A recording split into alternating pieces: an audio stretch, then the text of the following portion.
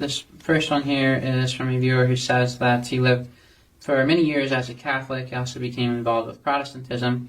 However, he says, I abandoned everything, and today I consider myself an atheist. He says, I stopped believing in everything the Church teaches, the Holy Eucharist, the sacraments, everything. One example he gives is, he says, I asked astronomers about the false sun miracle at Fatima, and everyone told me that it never happened. The Catholic Church is over. In my city, there are LGBT groups taking possession of the parishes. Crazy. How could I make a way back to a church dipped in the trash?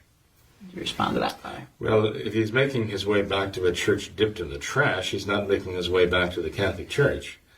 I mean, what he's talking about is the Novus Ordo, the new order. He's talking about, the new world order church that came out of Vatican II, the laboratory of Vatican II, and I would certainly not want him to make his way to that, okay? I assume that I'm not sure what year he left, did he say? No. So I'm not sure when he left, but if he left the Novus Ordo, if he's talking about going back to what he left, and it was the Novus Ordo, now he sees how it's all played out, and the sordid and degrading consequences of modernism. And no, by no means should he go back to that. He should go back to the traditional Catholic faith, the traditional Catholic practice, which is certainly not dipped in the trash by any means. The Novus Ordo has, in fact, trashed, so to speak, trashed the church. It trashed souls. And there are those who are in good faith desperately trying to hold on in it and trying to practice the Catholic faith, the traditional Catholic faith, even within the Novus Ordo. But they find out more and more that the position is untenable, that you can't legitimately practice the traditional Catholic faith within the Novus Ordo. There will always be sacrilege involved. So all I can suggest to him is, he says he considers himself an atheist. I don't know. There are a lot of people who claim to be atheist. It's kind of a catch-all term. You find atheists who are not atheists at all. They have a very firm belief in God. They're just angry at God. They don't like the things that are going on. They want someone to blame, and they'll blame God. And so they claim they're atheists, but they're not at all. But I don't know what the case is with this man. I don't see how what he's alleging here, what he's claiming here, would lead him to atheism. It's just that he didn't like something, But that's not a thinking person's way of arriving at atheism. Because he goes, I don't like the way things are going. I don't like the way things are done. I don't like what's happening, and so I'm going to be an atheist. It actually reminds me of a cartoon. It was Calvin and Hobbes. Remember that? Calvin and Hobbes? And it shows young Calvin all decked out in hat and scarf and mittens and boots, and he's holding a sled under his arm, and he's standing in the back porch. And he says, okay, let it snow, and it doesn't snow.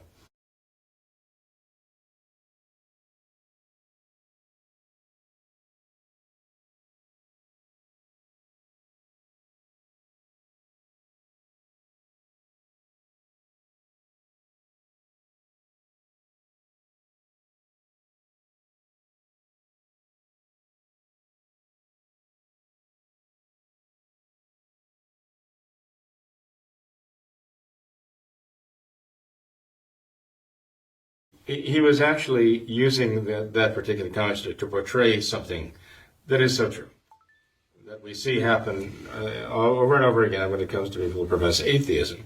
And then they tell you why, and you say, well, this is not really a thoughtful, rational reaction. It is just an emotional reaction to things that I don't like.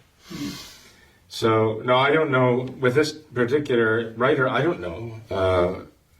And I can't gather too much from what he's got written there, what it moved him to this conclusion that he's an atheist. But it'd certainly be interesting to sit down with him and talk with him about it, try to find out what exactly his thinking is. But if he's asking, how can I return to the Novus Ordo, I would say, well, don't. If you want to be Catholic, return to the traditional Catholic faith. If you were there to begin with, come back to it. If you weren't there to begin with, come to it and find out what it is. Learn the truths of the faith. Embrace the faith, practice the faith in the traditional Catholic religion, not the Novus Ordo.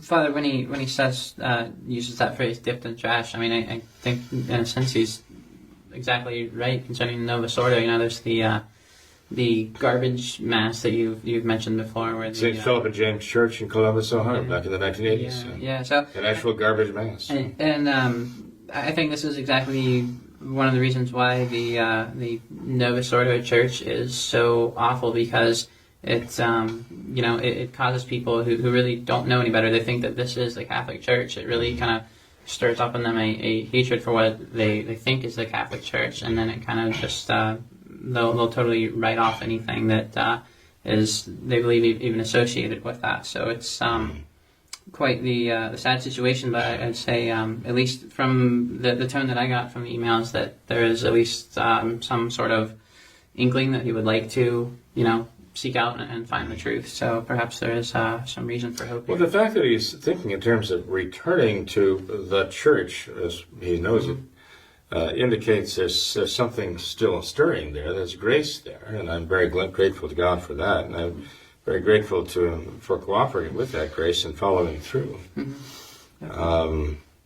But it is curious. I mean, if he said that he considers himself an atheist, but he's considering returning to the church, I suppose if you're an atheist, you could return to the Novus Ordo Church. But then Francis says that as an atheist, if you do good deeds, you can still be saved anyway. You don't need faith to be saved. So I can see that he could find a place from that point of view in the Novus Ordo, but that clearly is not really what he's looking for. He wants true faith and the truths of the faith, and that will only be found in the traditional Catholic religion, the traditional Catholic faith and its doctrine. So that's what I would hope that he would follow through. I'd hope to hear from him again.